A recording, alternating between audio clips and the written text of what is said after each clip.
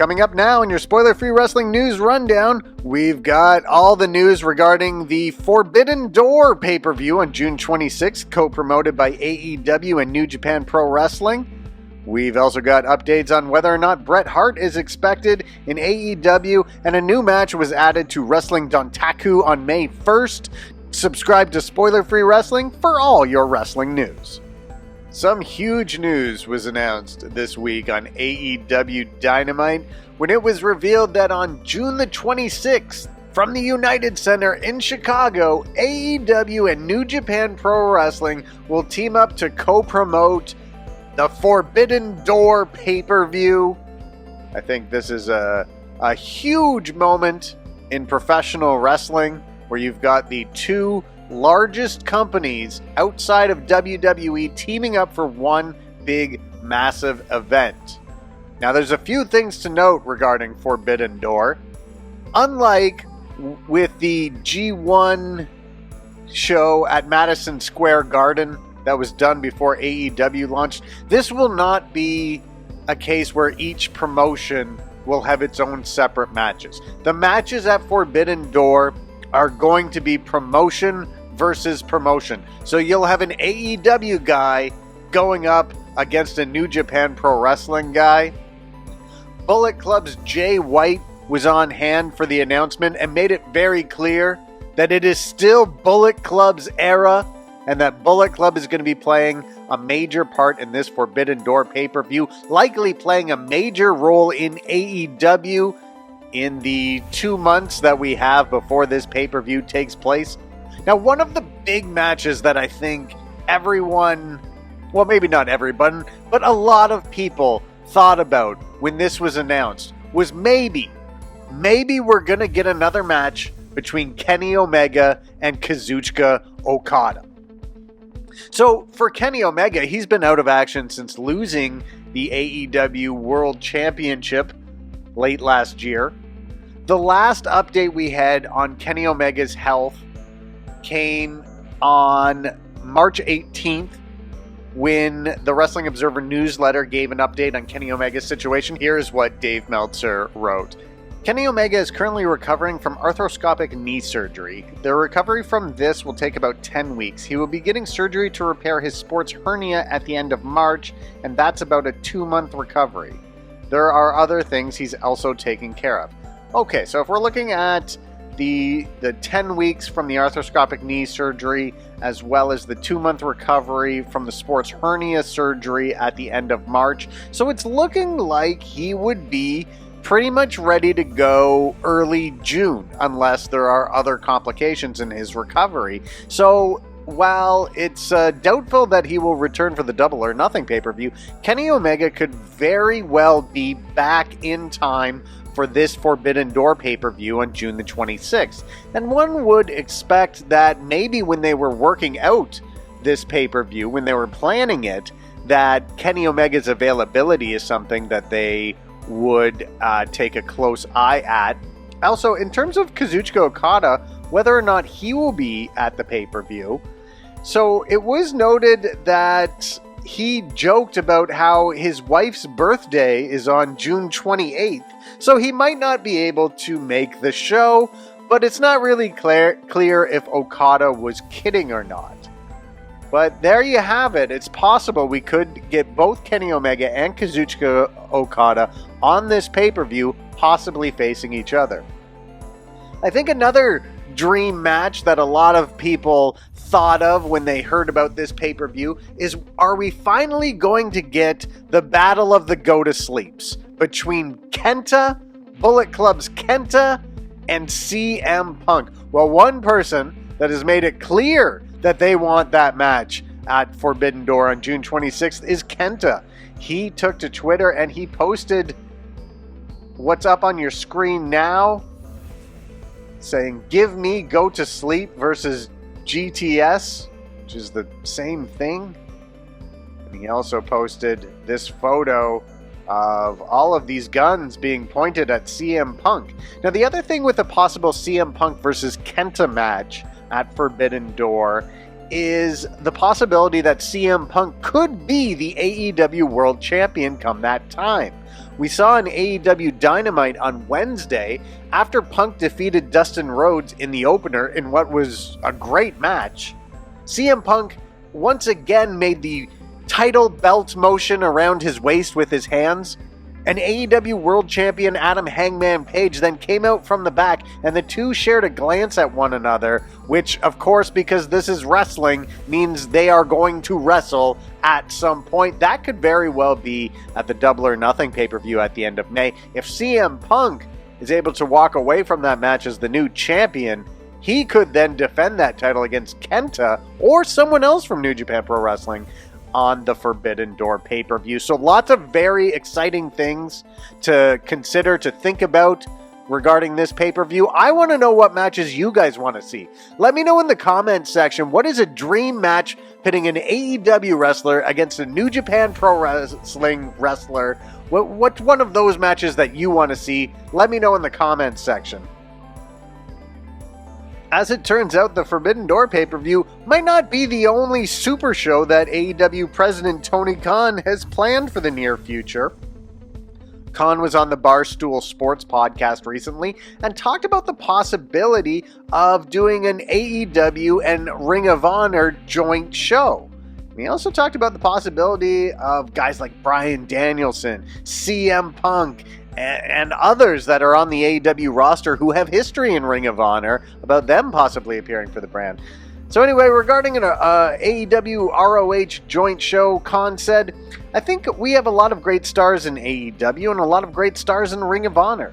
There may come a day where it makes sense that all the stars of AEW and all the stars of Ring of Honor come together as one and have a big event.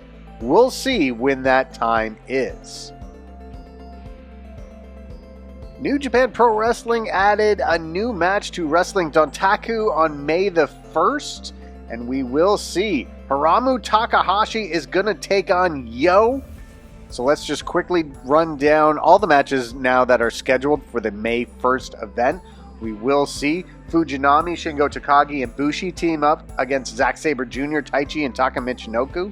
As I just mentioned, we'll see Yo versus Hiromu Takahashi. We will see Tangaloa take on Yujiro Takahashi as the Guerrillas of Destiny and House of Torture. That's not the only match that they'll have on this card. We'll also see the IWGP Junior Heavyweight Tag Team Championships on the line, as Taguchi and Master Wato will defend against Kanemaru and Doki. We will see the IWGP Heavyweight Tag Team Championships on the line as well, as the new champions Jeff Cobb and the Great O'Khan from United Empire. They are going to defend against the former champions Hiroki Goto and Yoshihashi, as well as Bullet Club's Bad Luck Fale and Chase Owens. In a match I know many of you are looking forward to, I am as well. The Never Openweight Championship will be on the line. Can Tama Tonga bring home a singles title? He will challenge Evil on that show. And of course, this comes after Evil defeated Tama Tonga in the New Japan Cup tournament, but only after significant interference. We will see the IWGP Junior Heavyweight Championship on the line as El Desperado defends against Bullet Club's Taiji Ishimori. And we will see a new IWGP United States Champion crowned as Hiroshi Tanahashi and Will Ospreay will battle for the belt that was vacated by Sonata after Ospreay injured Sonata in the New Japan Cup. Now, Jon Moxley has issued a challenge to Hiroshi Tanahashi for next month's Capital Collision match. So if Hiroshi Tanahashi comes out of Wrestling Dontaku with the United States title, he very well could be defending that against Jon Moxley in Washington next month. And finally, in the main event, Kazuchika Okada will be defending the IWGP Heavyweight Championship against Tetsuya Naito, and one has to wonder if the winner of that match will later defend that title at the Forbidden Door on June 26th in Chicago.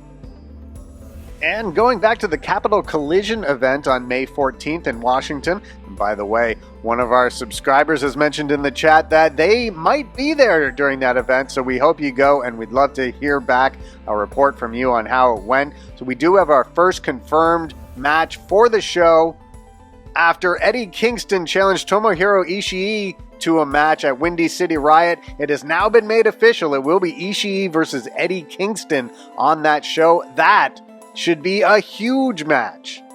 And while that's the only official match for the show, we also know that Minoru Suzuki and Brody King are very likely going to wrestle on that show as well after they had a backstage altercation at Windy City Riot. And as previously mentioned, Jon Moxley and Hiroshi Tanahashi are likely to square off on the show as well. Also regarding New Japan Pro Wrestling of the USA, a new episode of Strong will air Saturday night on New Japan World. Of course, there was no episode of Strong last week because of the Windy City Riot pay-per-view. So 3 matches announced for Strong on Saturday night. They will be Buddy Matthews versus Yuya Uemura. Swerve Strickland will take on Blake Christian. That'll be good. And Big Damo will take on John Schuyler.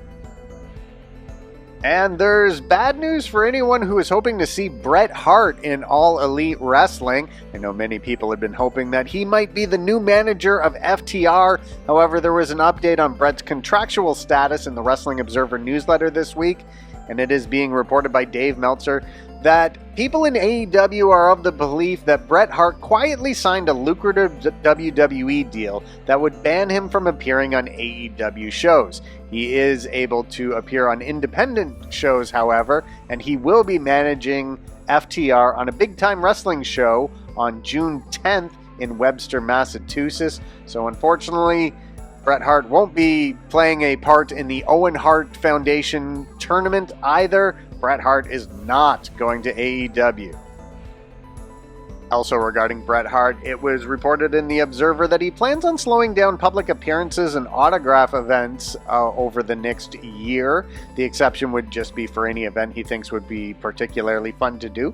He's also mentioned that he's considering writing a second book that would focus on both his life after wrestling and what it is about wrestling that caused him to fall in love with it in the first place. Meltzer wrote regarding this book, "The idea is to look back at his childhood watching wrestling and as an adult 55 plus years later, reflecting on that period." He also noted that he's really been flattered at what the top guys today like Reigns, Punk, FTR, and Lesnar have said about him.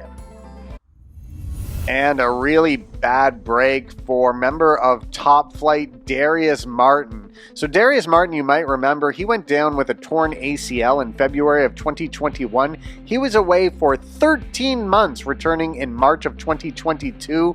And unfortunately, just a month and a half later, it is being reported by Fightful Select that he has suffered another injury that is expected to keep him out of action for a significant period of time.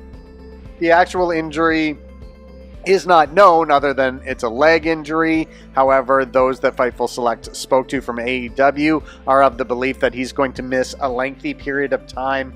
Once again, that's a terrible break for a very talented 22-year-old Darius Martin. And I know we've got a few Impact Wrestling fans who follow these videos. It's a big weekend for Impact. They'll be in Poughkeepsie, New York, where they will have the Rebellion pay-per-view from the Mid-Hudson Civic Center, very historic wrestling building there. They will also have a set of tapings the following day. Here is what is announced for the Rebellion pay-per-view. We will have 2 title matches on the pre-show. One will be for the X Division title, with champion Trey Miguel defending against Ace Austin and Mike Bailey in a triple threat match. Then for the Impact Knockouts World Tag Team Championships, The Influence, Madison Rayne and Tenille Dashwood will defend against The Inspiration, Cassie Lee and Jessie McKay. We will see an 8-man tag team elimination challenge for the Impact World Tag Team Championships. Violent by Design will defend against 7 different teams. We know 2 of the teams. One of the teams will be the Good Brothers, Bullet Club's Carl Anderson and Doc Gallows, who, as we previously mentioned, are set to become free agents in the summer if Impact Wrestling doesn't re-sign them first. And another team that we know will be in there is the Good Brothers' longtime rivals, The Kingdom, Matt Taven and Mike Bennett, now known as the OGK. And of course, in something that will make Carl Anderson happy, Maria will be in their corner. We will see another match involving a Bullet Club member as Jay White faces Chris Sabin and Steve Macklin in a triple threat match. In a match for the AAA Reina de Reinas Championship, we will see Deonna Purrazzo defend against the returning Taya Valkyrie. And we will also see the Impact Knockouts World Championship on the line as Tasha Steelz defends against Rosemary. In a match I am particularly interested in, perhaps you are as well, Big Jonah will take on Tomohiro Ishii. In a match that will depend whether or not Jonathan Gresham has been cleared from injury. Jonathan Gresham is scheduled to face Eddie Edwards. However, Gresham had to be pulled from 2 events in the UK over the weekend after he was not medically cleared. So hopefully Gresham will be cleared in time for Rebellion. And in the main event, Moose will defend the Impact World Championship against Josh Alexander. And finally, an episode of AEW Rampage will air tonight. It was taped Wednesday evening from the Peterson Event Center in Pittsburgh, Pennsylvania. Here's what's scheduled for tonight's show. Tony Schiavone is going to speak with the women who have qualified for the Owen Hart Foundation Women's Tournament. Those are Britt Baker, Jamie Hayter, and Toni Storm. Also, Keith Lee and Swerve Strickland will be interviewed. And we've got 4 matches scheduled for the show, including Lance Archer versus Serpentico. And Lance Archer recently was hired by Maxwell Jacob Friedman to try and take out Wardlow next week on Dynamite. With everyone banned from ringside, Eddie Kingston will take on Daniel Garcia from the Jericho Appreciation Society. In an Owen Hart Men's Tournament qualifying match, Adam Cole will take on Tomohiro Ishii. That should be particularly good. And with the TBS Championship on the line, Jade Cargill will defend against Marina Shafir. And that's going to do it for this video, everyone. Don't forget to subscribe to Spoiler Free Wrestling for all your wrestling news.